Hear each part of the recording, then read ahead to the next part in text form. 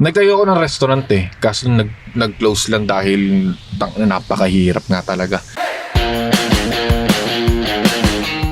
So ang tanong ni pambansang business coach, if nothing was impossible, anong klaseng negosyo ang sisimulan mo at bakit? Okay, if nothing is impossible Okay. Siguro yung negosyong itatayo ko is tawag dito, restaurant talaga. Restaurant.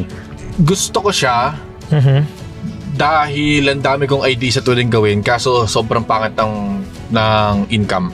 Kumbaga, pag pinag-balance mo yung work, yung effort at yung income, hindi siya tugma para sa akin. Parang sayang lang. There's so many businesses out there na less effort pero more income kasi sa restaurant. Nagtayo ako ng restaurant kaso